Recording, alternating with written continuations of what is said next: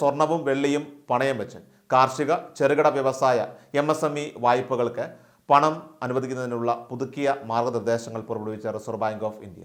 സ്വർണവും വെള്ളിയും സ്വയം സാക്ഷ്യപ്പെടുത്തി ഈ വിഭാഗങ്ങളിൽ വായ്പ എടുക്കാമെന്നാണ് പുതിയ മാർഗനിർദ്ദേശത്തിലൂടെ RBI ഇപ്പോൾ വ്യക്തമാക്കുന്നത്. ഇനി വായ്പക്കാർ സ്വമേധയാ സ്വർണം അല്ലെങ്കിൽ വെള്ളി പണയം വെച്ച് ബാങ്കിൽ നിന്നും വാങ്ങുന്ന വായ്പകൾ അതിൻ്റെ പരിധി നിലവിലെ നിയമങ്ങൾക്കുള്ളിലാണെങ്കിൽ അത് ഈട് ചോദിക്കാൻ പാടില്ല എന്ന മാർഗനിർദ്ദേശത്തെ ലംഘിക്കുന്നു എന്നായി കണക്കാക്കില്ല.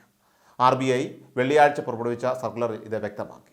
കൃഷി MSME ആവശ്യങ്ങൾക്കായി ഈടില്ലാതെ 2 ലക്ഷം രൂപ വരെ വായ്പ നൽകാമെന്ന് വ്യക്തമാക്കിയിരുന്നു. 1,60,000 രൂപ എന്ന പരിധി 2 ലക്ഷമാക്കി ഉയർത്തുകയും ചെയ്തു. എന്നാൽ RBI നിർദ്ദേശത്തിന് ശേഷവും ചില ബാങ്കുകൾ ഇതേ പരിധിയിലുള്ള വായ്പകൾക്ക് സ്വർണവും വെള്ളിയും ഈടായിട്ട് സ്വീകരിച്ചു.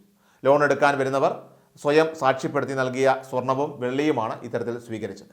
ഇത് ചട്ടവിരുദ്ധമാണോ അല്ലയോ എന്ന ആശയക്കുഴപ്പം തുടക്കം മുതൽ തന്നെ ശക്തമായി. ചില ബാങ്കുകൾ ചട്ടവിരുദ്ധമാകുമെന്ന് സൂചിപ്പിച്ച് ഈട് സ്വീകരിക്കാനും മടിച്ചു.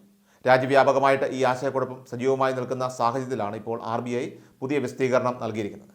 ഇതോടെ ഉപഭോക്താക്കൾ സ്വയം സാക്ഷ്യപ്പെടുത്തിയ ഈട് സ്വീകരിക്കുന്നത് ചട്ടവിരുദ്ധമല്ല. Please subscribe our channel.